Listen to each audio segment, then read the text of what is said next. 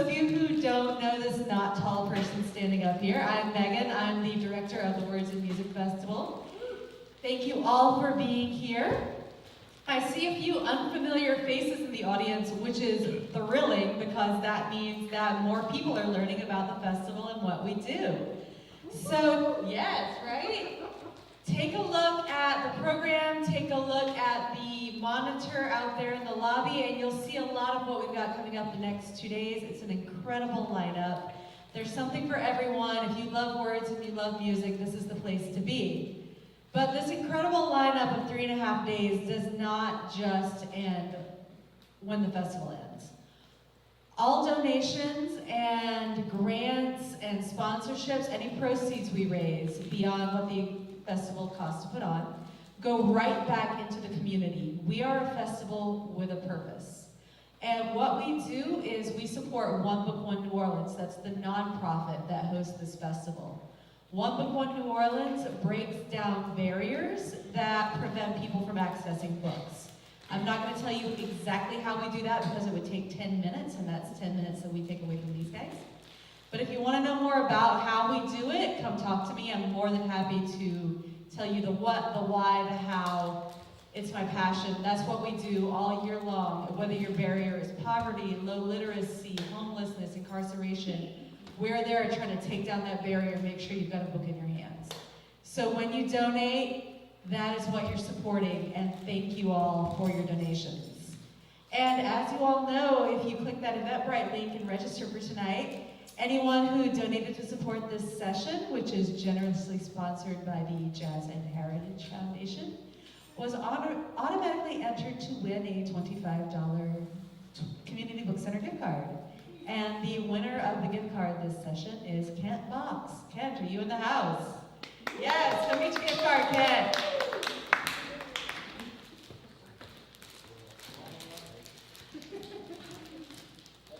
Thank you. Support your favorite local nonprofit, win free prizes. And on that happy note, y'all, you know last night we had Parliament Funkadelic's keyboardist doing his new book. Probably the one I love as much as Parliament is Prince. I love Prince so much. And so when I was contacted by a local group called Ebb Flow, and they said, we want to do something at Words and Music, maybe around Prince and an author, I'm like, yes, please. And thank you. And I am so happy to have here Ebb Flow Music featuring Troi Bechet and Chuck Perkins, and MC, what's your official title, Jeff? I do the arranging of the music. I'm the music arranger. Arranged by Jeff Klein, and Jeff's going to take it over from here and introduce everyone else. Thank you, Ebb Flow, for being here, for putting together this incredible evening, and thank you all for coming to enjoy it. We hope to see you again throughout the weekend. Thank you so much, Megan, and let's have a round of applause for Megan. She's been working on this for a whole year, and I met with her recently, and she does great work. She's also the director of One Book, so we're very grateful that she actually chose us to perform. So, welcome to Ebb Flow's Deconstruction of Prince's Controversy and the Words of James Baldwin. I'd like to tell you just a little bit about what we're going to do. At the beginning, we're going to have some spoken word from Chuck Perkins and Troi Bechet.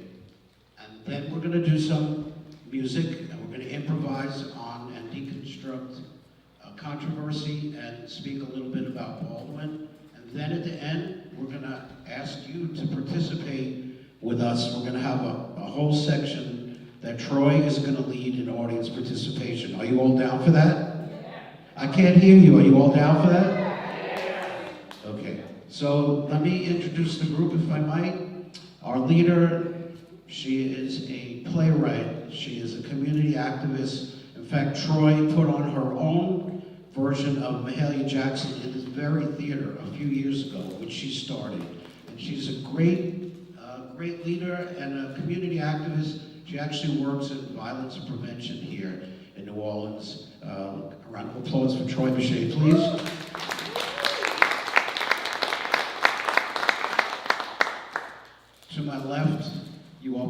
probably know him. He's the next mayor of New Orleans.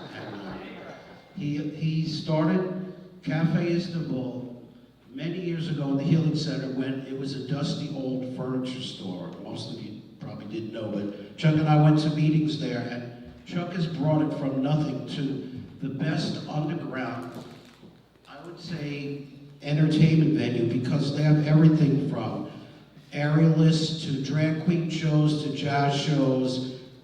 Chuck is the most open-minded individual you want to meet, and when you hear him speak, he will move you. And the piece that I played as you were coming in, I recorded Chuck's words and wrote some music around that. So please, let's welcome Chuck Perkins.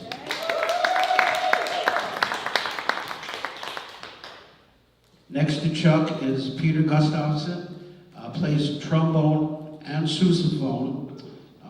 He's also very politically oriented, and I hope that he might say a few words. He's very outspoken. He's done things, in fact, him and I drummed with the Black Indians many years ago. He plays with all of the top Latin groups in the city. Please welcome Peter Gustafson.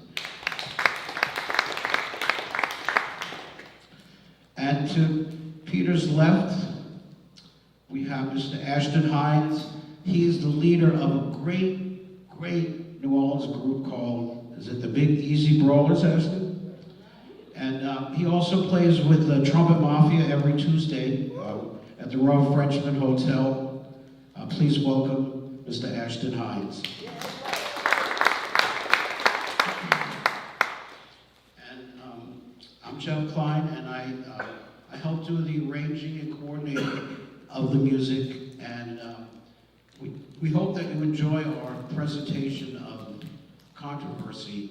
And I just want to say a few words about people getting along, that we're all struggling a lot to get along. This country is very polarized. Troi and I were talking about this.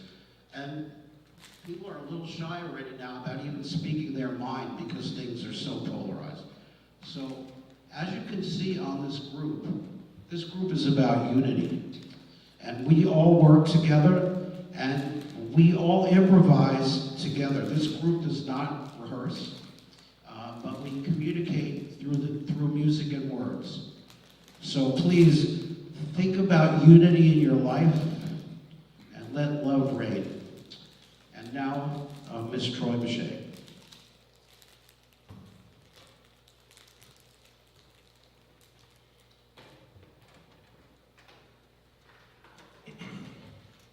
Okay, I'm the warm-up act for Mr. Chuck Perkins. I'm going to share a couple of poems from a play that I promised myself I would finish this year about Marie Laveau. As Jeff said, I wrote a play about Mahalia Jackson called Flowers for Haley. It took me a really long time to write it. It's taken me a really long time to write this play as well, but I hope you enjoy these two poems. The play is set in the 1700s and today. So here's the first poem. It's entitled Dream. I want to write a poem that changes lives. I want to write a poem that makes us stronger. I want to write a poem that turns pain into prose, because heaven knows the pen has always been mightier than any other weapon I chose. I want to write a poem that resurrects hope and joy in those who are struggling to find them, that makes us see the beauty in each other, not one over another, brother, mother, or any other. I want to write a poem that helps us dream dreams so big our minds can't hold them. So we got to live them, let them out, and live them bold. And if truth be told, I want to start a revolution to take down the institutions spewing hate and pollution, talking of justice, but never giving us none. Deferring the dreams of the many to finance the dreams of a few. So, when shove comes to push, I'm pushing back. Spitting rhymes even though I get tired sometimes, and silence seems golden. It's just brass beneath the surface. But my purpose is to lift that veil and plant seeds in our hearts that bloom into trees of truth and light, each dropping more and more seeds till the whole world blooms and lives their dreams, not just a few. How's that sound to you?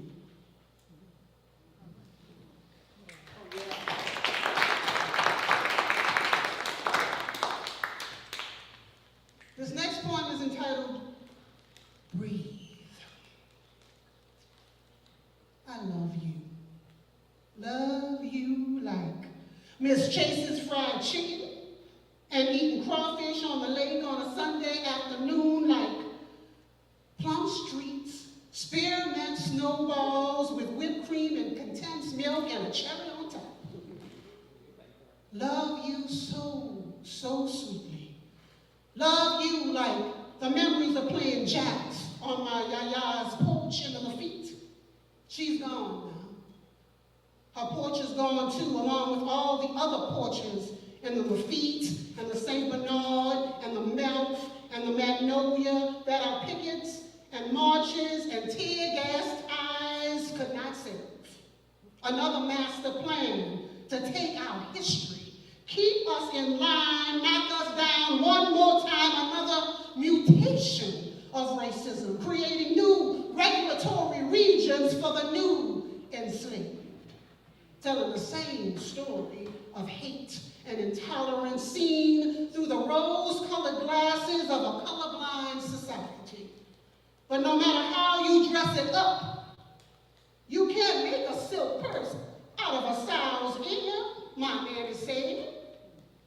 And the only sure way to stop your world from crumbling around you like the bricks of my mammy's home, to stop the trip to the store for Skittles from ending your young life, to stop the literal and psychological lynchings which systematically decimate your well-being, is to stop being black.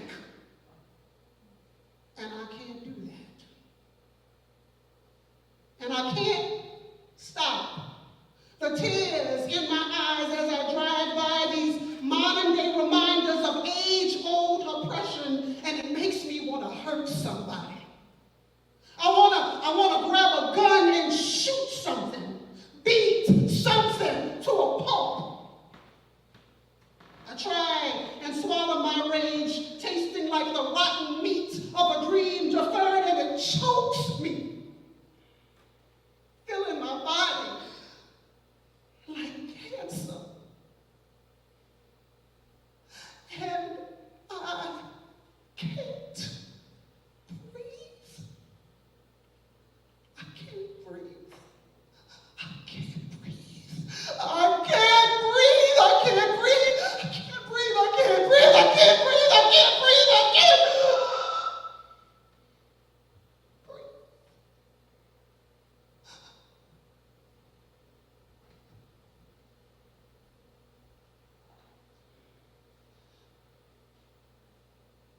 Then I think of you, of loving you and needing you, and your love surrounds me, soothing me like a poultice on a putrid and festering wound, drawing out the sickness of hate and despair and longing. And I can breathe again. I can hope again. I can dream again. Thank you.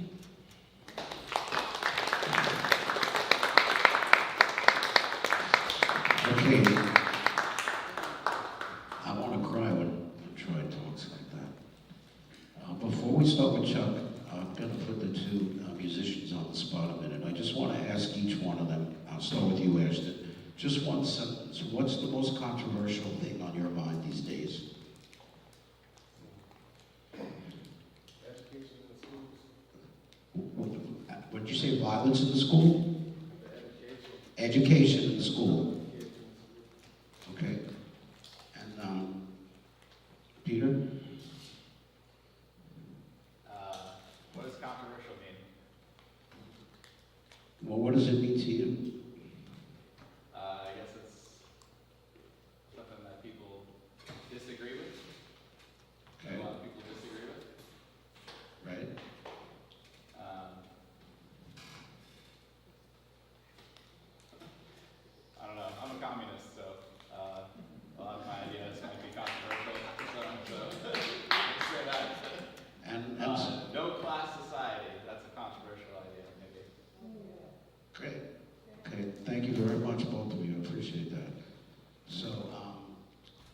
middle-class society and improved education in the school. Very good. Okay, Mr. Perkins? You know, one of the people I like to wake up in the morning, before the pandemic, I would go to my favorite coffee shop and talk to my friends, and, you know, it's a very, you know, diverse, inclusive group, black, white, transgender, everybody at Roseland Hall right on Frenchman Street. Get to learn from each other, you know? And so, I'm a pretty avid reader, and that's one of the reasons I read so much, is because when you, like, I'm a big fan of James Baldwin, you see? And so the way I read is like, unfortunately, I will never have a chance to have a cup of coffee in a literal way with James Baldwin. But when I pick up a James Baldwin book and I'm reading his words, then I feel like I'm having that cup of coffee with him. And he's telling me about how he sees the world, you see. And so none of these poems I've written are specifically about him, but I've had so many cups of coffee with him. I would like to think that Mr. Baldwin has inspired a lot of what it is I have to say.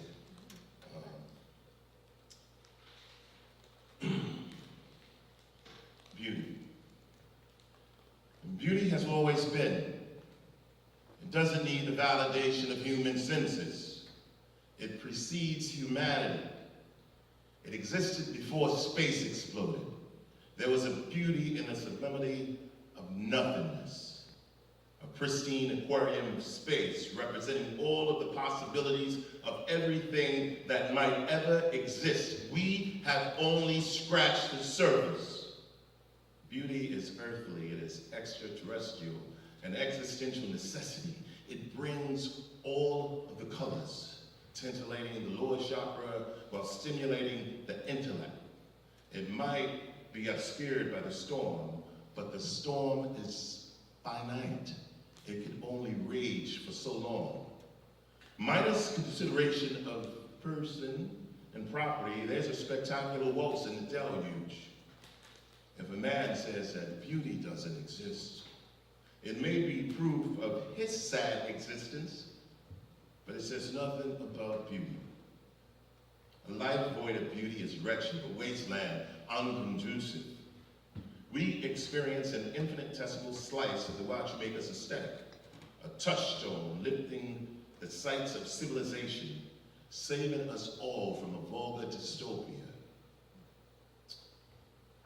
All rational beings need beauty, especially the misanthrope. We create new ways to harness its power. Beauty is boundless and infinite. It is a cattle coaxing humanity out of the muck.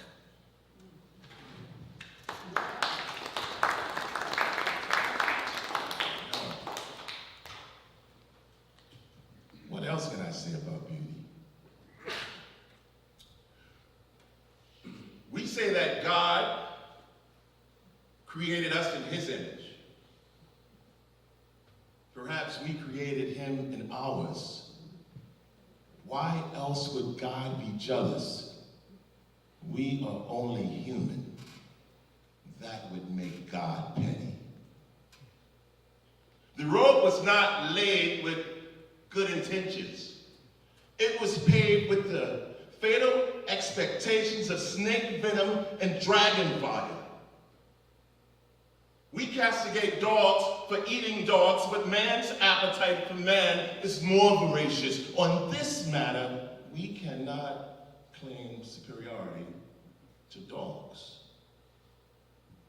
What else might I say about beauty? A girl wants to terminate a pregnancy. She's scolded by rabid interlocutors on the sanctity of life. The baby is born with all of the needs created by God. The mother and child are abandoned. It is forgotten. The baby is sacred. We love the earth, but hate the dirt. Didactic hypocrites are the new black.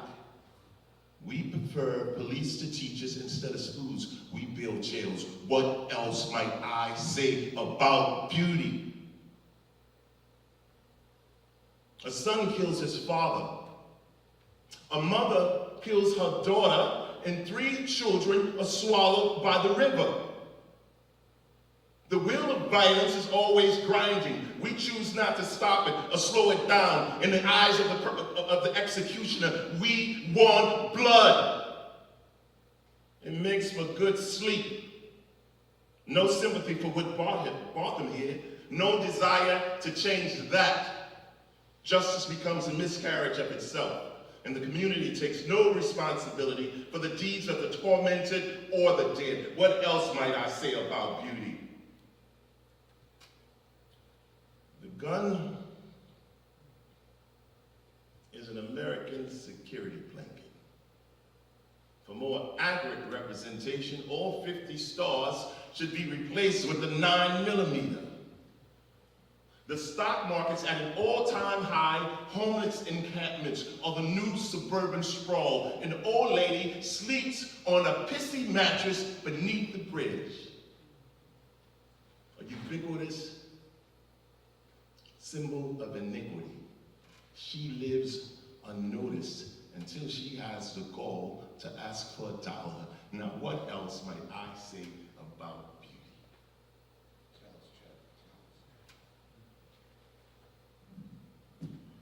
Rainbows are the hidden messages of peace found in the movement of the alabaster clouds projected on the belly of the invisible sky. The yellow moon is the eyeball of a black cat who sleeps with one eye open, lying witness to miracles of pirouetting stars. And daylight is the sun's gift to earth. It is delivered in 7 minutes. The lover boy's sun is in hot pursuit, flatter, the earth occasionally trembles, mountains of subsequent goosebumps. Trees are mostly temperamental. Sometimes they seem to go with the wind. Other times they stand silent and stoic.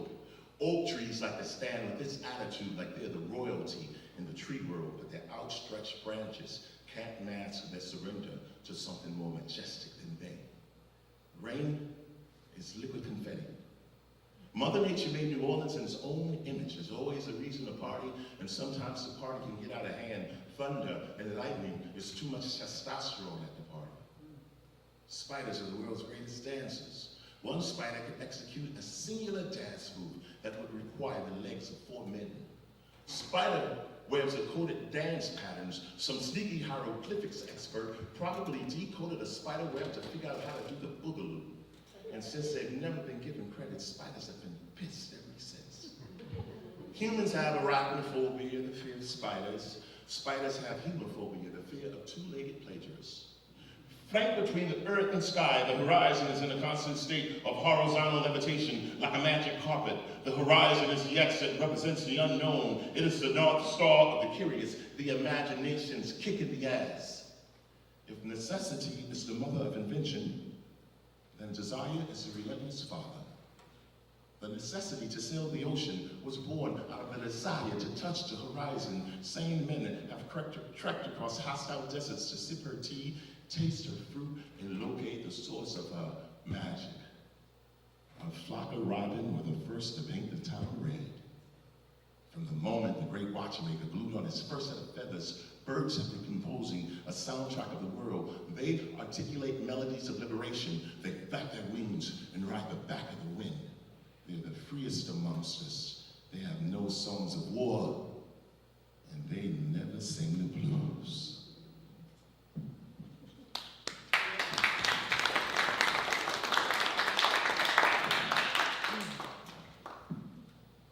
They must be joking, but the rhythms don't rhyme. If they call this justice, they're losing their mind.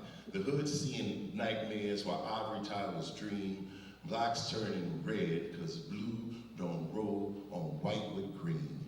If you can't do the time, don't do the crime. Black caught a nickel for smoking pine, but he rolled like a soldier and took his lick. White got probation for flipping bricks. He's heavy token, but white's doing fine.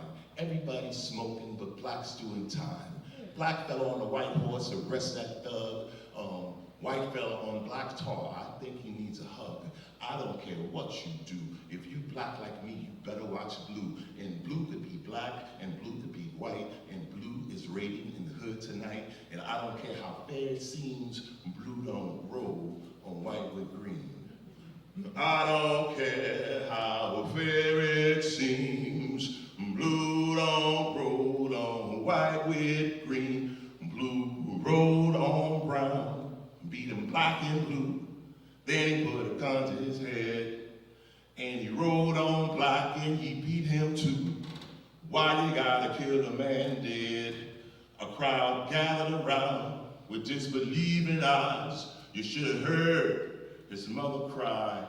She fell to her knees, stretched her arms to God, screaming, please don't let my son die. Blue shot black dead, left him soaked in red. What in the devil's going on? We all scratched our head when the judge said, Mr. Blue, well, you can go home. The whole courtroom sighed with disbelieving eyes. You should have heard his mother cry. She fell to her knees, stretched her arms to God, screaming, why? And I don't care how fair it seems, blue don't roll on white with green. And I don't care how fair it seems, blue don't roll, blue don't roll, blue don't roll on white with green. You know, I want to say something about that, and I'm going to do one more poem, and then we're going to get to the next thing. But I got to say this, you know, I used to have a radio show on WBOK called The Conscious Hour with Chuck Perkins. And one time I called the police chief out, and I had him come on my show, and Police Chief Harrison, and I got to give him credit because he came on there, and he took my questions. But what I talked to him about is exactly the point that this poem was trying to get to. They put this picture on the news and they said, oh, the police made 40 arrests tonight, these drug arrests, right? And I look at the picture, and of the 40 people, 36 of them were black people, right? Now the point is that you read the research, they say, well, white people do just as many drugs as black people, if not more. And so the point is, if you set up sting operations to arrest people for drugs, marijuana, or whatever, if it's only in black neighborhoods, and that's the only people that's going to be arrested. And so I asked him how, you know, I mean, why not, you know, if like I got a business in the Meriden. If y'all did a sting operation over there, I'm sure you're going to be taking a lot of people to jail. But you know, our community wouldn't stand for that. If they just set up people in the Meriden and bring little white kids to jail because they got weed or whatever, they'd be like, hell no, who made that decision? Somebody's going to get fired. But when that happened to black people, and I gotta say this, especially poor black people, then nobody don't give a damn. Not even the middle class black people, they kids, well, whatever. Maybe they deserved it anyway. They never do it in the Lower Garden District. If today were the worst day ever, anything short of death, we still have tomorrow. Tomorrow's another shot at the fork in the road. It's a chance to stand after your kneecaps have been shattered. Tomorrow's blue skies are green. It has no memories of today's slip-ups. It has no memories of today's savagery. Tomorrow is a mound of clay waiting for a sculptor to uncover its masterpiece. Tomorrow is wide-eyed and bushy-tailed. When the sun rises, it's tomorrow, waking up, flashing its brilliant smile. When you kiss her, release those toxic agents of gloom that slowly siphons the heat from your fire. Tell them it's time to part ways. Find tomorrow without them. Let them live in the past. The sun is going to rise in the clear skies. The birds will fly, and tomorrow will ride. So if your day arrived up in smoke, if you wrinkled your ride or your boat don't float, if the pain came and burned your hope, dumped a lot of rain and left you broke, set you ready for the world flame up in smoke. If you're having a bad hair day, sad because the cards won't fall your way. If you can't keep your train on the track, holding queens but peeping jacks. If the rain kept you from seeing the sun. If you wept and wept because your rain didn't come. If your eagle don't fly, if your motor don't run. If it seemed like your star is losing its shine. If you dream in your car of about losing your mind, if your hot soup's cold or your cornflakes soggy, if you powder your nose because your hair's all foggy, if your sweater rain's never gonna cut, if it's hard to bear the pain in your gut, if you wake up on the wrong side of the bed shaking because your bank statement's red, if you fly your son at half-mast because your dying soul seems out of gas, remember, anything short of death, we still have tomorrow. The sun's gonna rise in the clear skies, the birds will fly, and tomorrow we'll ride, ready to save the day, tossing a bouquet of hope and opportunity, riding to the rescue like the prince of a fresh start. Tomorrow is 100% sunny and clear. And I'm gonna be honest and I'm gonna sit down. I gotta say this, y'all.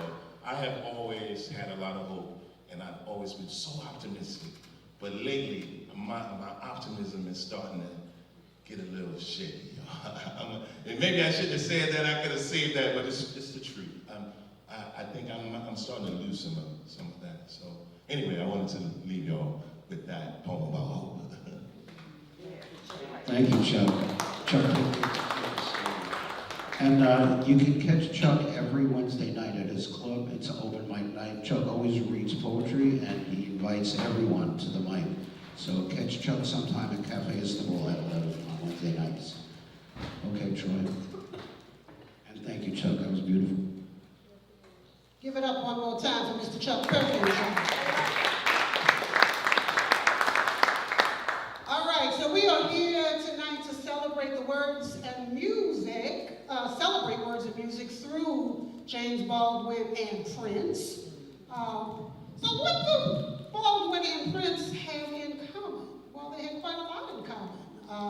Did you all know that Baldwin's stepdad was from right here in New Orleans, Louisiana? New Orleans, Louisiana. Both of Prince's parents were from Louisiana. Both of them had a devout Christian upbringing, with Prince being a Seventh-day Adventist and James Baldwin from the age of 14 to 17 was young brother Baldwin, because he was a preacher up there on the pulpit.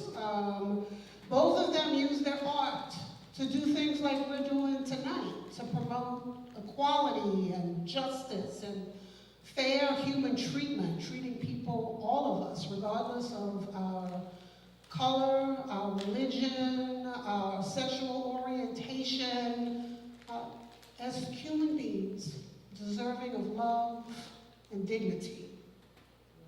They were both controversial, and we'll be doing controversy in a moment, and unapologetically outspoken, truly. And they were both inspired by music. Obviously Prince, who was prolific, playing, I can't even count the number of instruments that he played. But Baldwin was inspired by music, right? His upbringing, as I said, was in the church, and music imprinted him. And many of his stories and books revolved around themes of music. So he said, there is no music like the music of the Black church.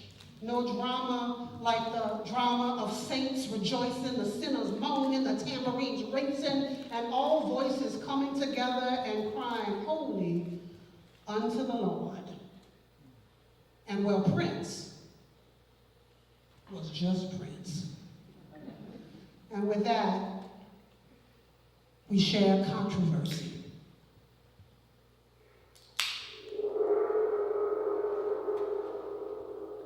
Our Father, who art in heaven, hallowed be thy name. Thy kingdom come, thy will be done on earth as it is in heaven. Give us this day our daily bread, and forgive us our debts as we forgive those who trespass against us. And lead us not into temptation, but deliver us from evil.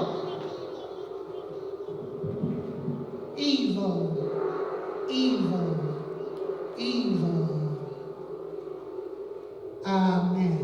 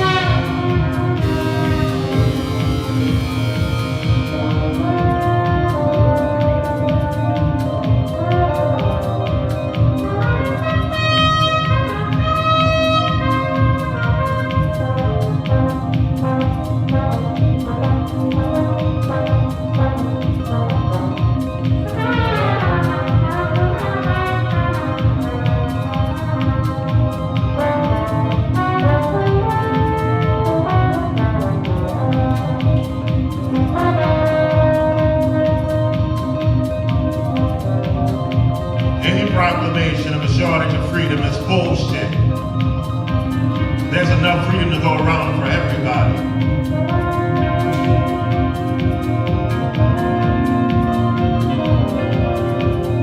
When someone tries to stop your pursuit of happiness and liberty, ain't nothing controversial about that. That's bullshit. Freedom ain't free, but it should be. Your freedom ain't free. Freedom ain't free, but it should be. Your freedom ain't free. Just leave my freedom alone. Go and get your own from now. Leave my freedom alone. Go and get your own.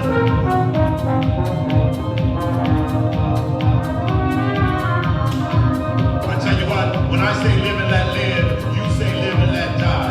I say live and let live, and you say live and let die. And now we have a problem.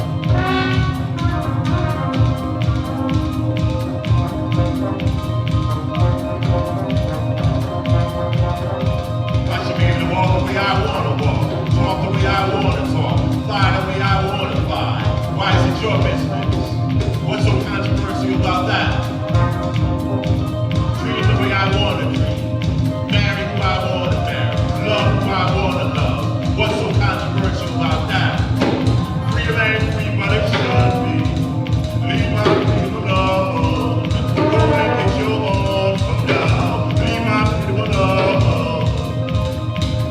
You're running all the time, but the terror's in your mind. You're running all the time, but the terror's in your mind. You better say your prayers, 'cause you can't kill your nightmares. And you can't kill your nightmares. It's your turn to run.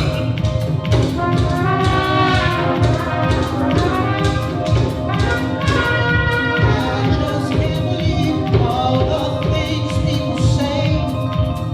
Controversy. Am I black and white? Am I straight or gay? Controversy. I can't understand human curiosity. Controversy. Was it good for you? Was I what you wanted me to be? Controversy.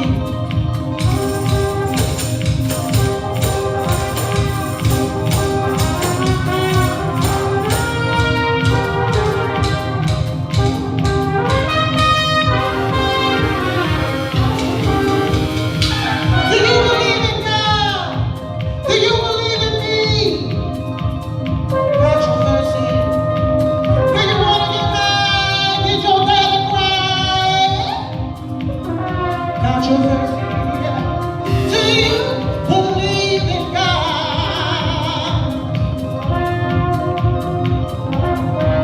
Do you believe in me?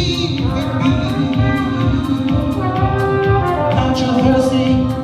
You know, I've been examining that thing. I've been paying attention to it for a long time.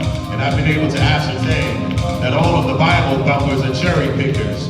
All of the Bible thumpers are cherry pickers. They pick so many cherries that fingers are all red.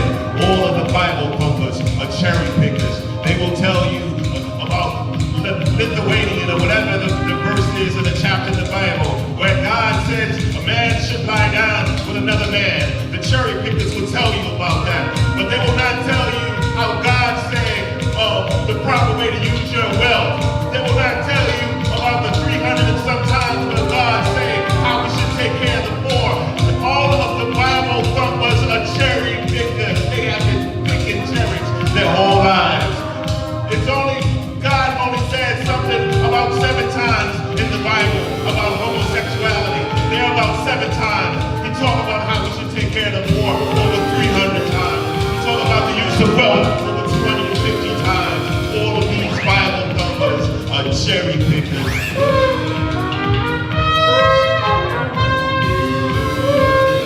I guess I was just controversial, huh? For my Bible thumping friends.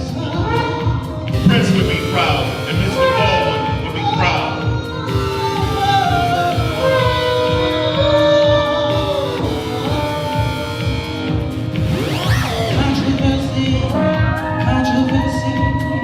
Controversy.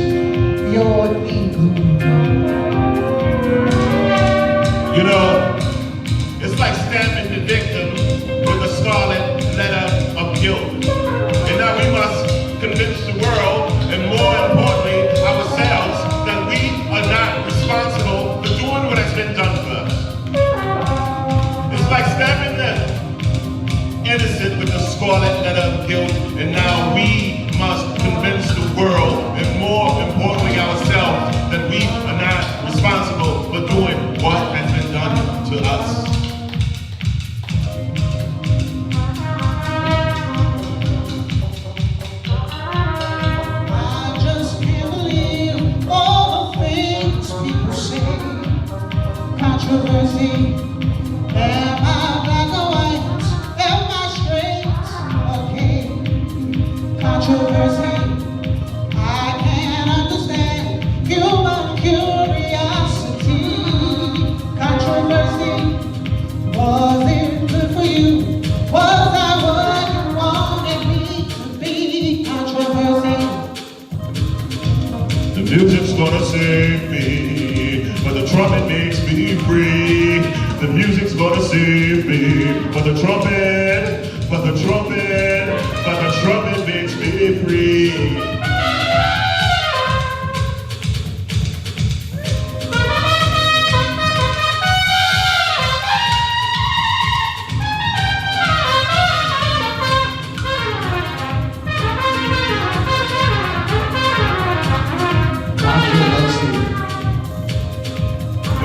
The music's gonna save me, the music's gonna save me. But the trombone makes me free. The only way we will rid ourselves of white supremacy is if we live under black supremacy.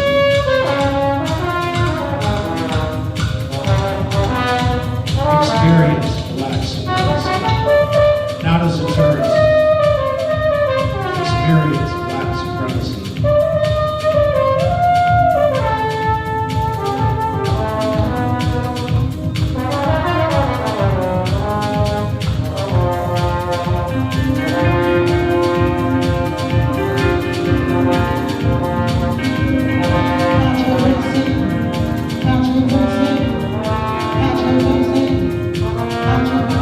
This is in memory of Trayvon Martin.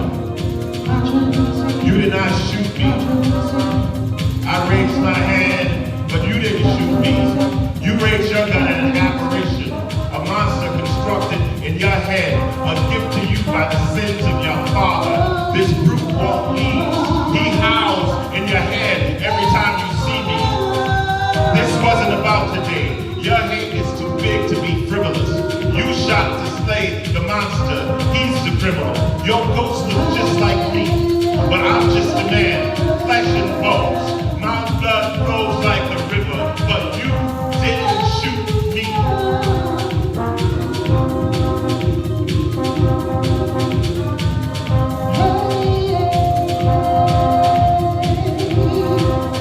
Now we're gonna have a little bit of audience participation. I'm coming out there with y'all.